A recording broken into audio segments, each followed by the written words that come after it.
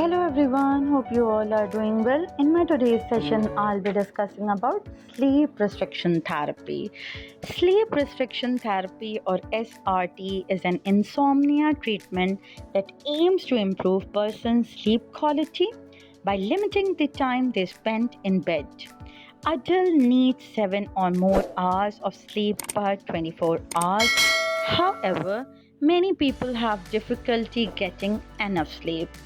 Now the question arises that how much sleep you need changes as you age.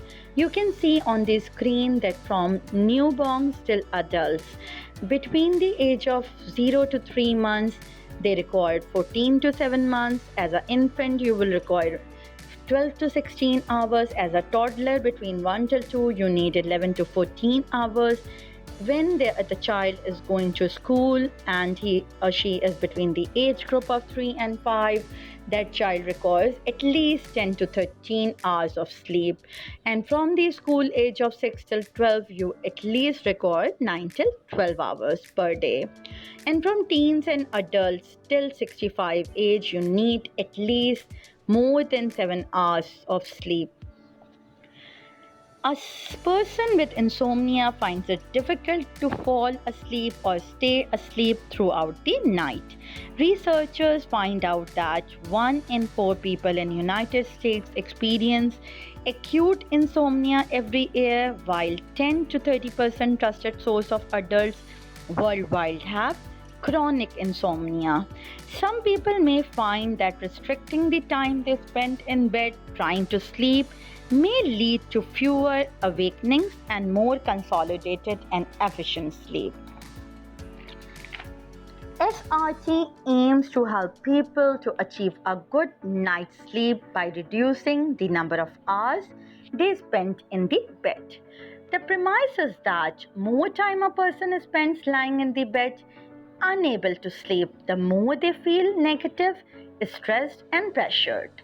These negative beliefs make people dread the time they spend lying awake, making falling and staying asleep much harder to achieve.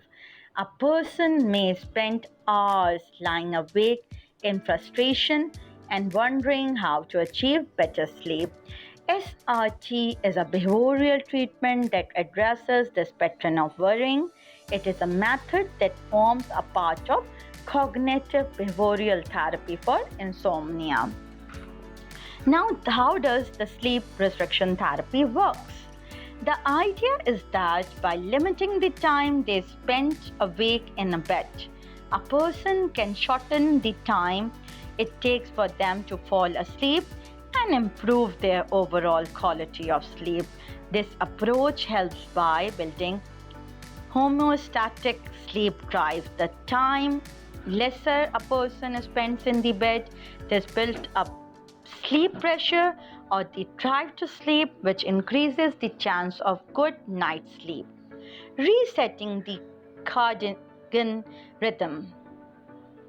SRT, the behavioral timing of sleep, meaning the time that a person attempts to sleep with the body circadian rhythm.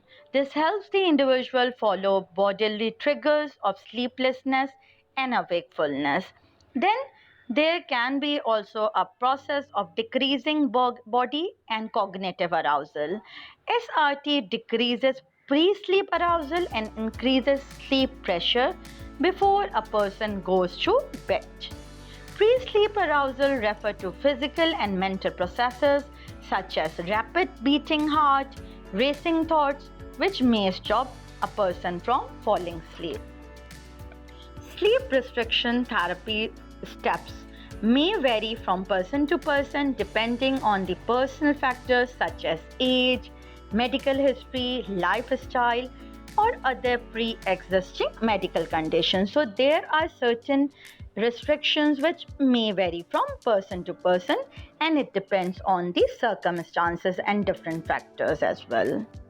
Basically, the step one for sleep restriction therapy is for identifying the average total time using a sleep diary. A person will work with a sleep therapist who will ask them to keep a sleep diary for 1 to 2 weeks. In the diary, they should record how long they spend in bed and estimate the length of time they sleep each day. For example, a person may spend 9 hours in bed each night but only sleep for 6 hours. They should also take a note of factors that disturb their sleep, including exercise, use of mobile phone, coffee consumption, needing to use the bathroom, and other sleep disturbance. So these are the things which you need to have within your consideration.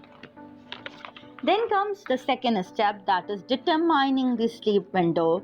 The sleep specialist will determine the maximum time the person can spend in bed based on their average total sleep time or sleep window per week. For example, a person who goes to bed by 10 p.m. and wakes up at 8 a.m. but only sleeps on average for 6 hours per night should restrict their sleep window to 6 hours. They could therefore go to bed at 11:30 and get up at 5:30.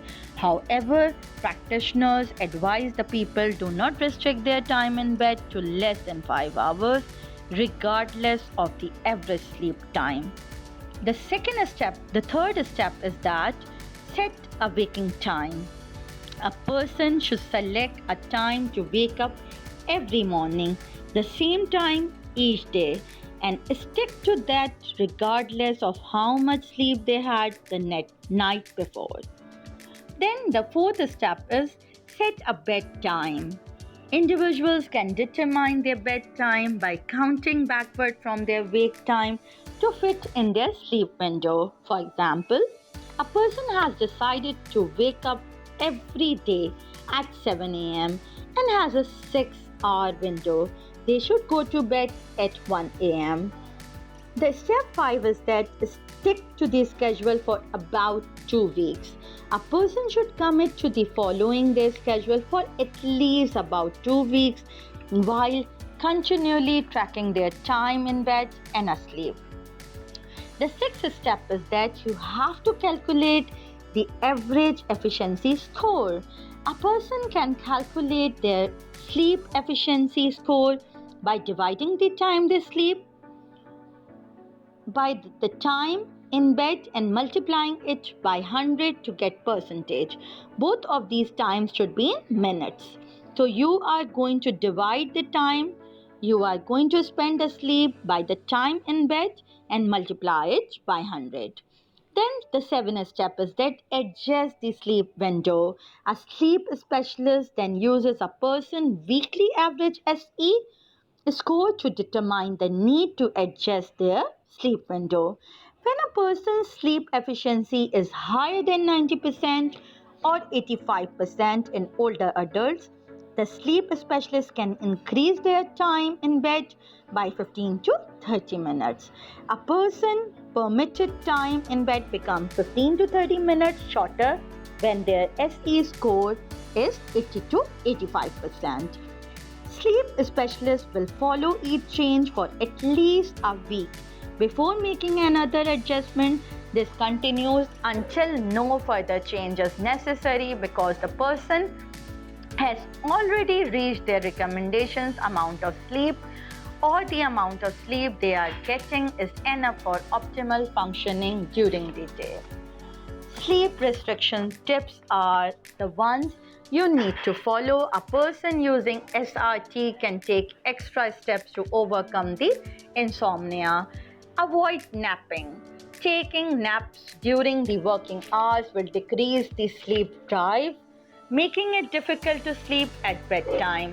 Using the light. Light is one of the most powerful controllers of body clock. A person can use a bright light, either natural light or a light box, in the morning and a dim light or no light in the evening. Exposure to the light can help to reset the sleep-wake cycle. Practice the good sleep hygiene. A person should aim to adopt habits and practices that can help you to promote sleep, including regular exercise, eliminating nicotine and caffeine, and avoiding eating heavy meals too close to the bedtime. Remembering that willpower, consistency, persistence are essential. Embracing a routine is also necessary. Use the bed only for sleeping.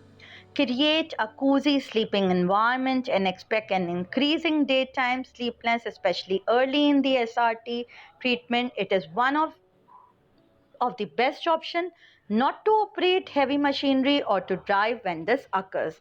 That is all from my side. Thank you so much. Have a good day. Allah Hafiz.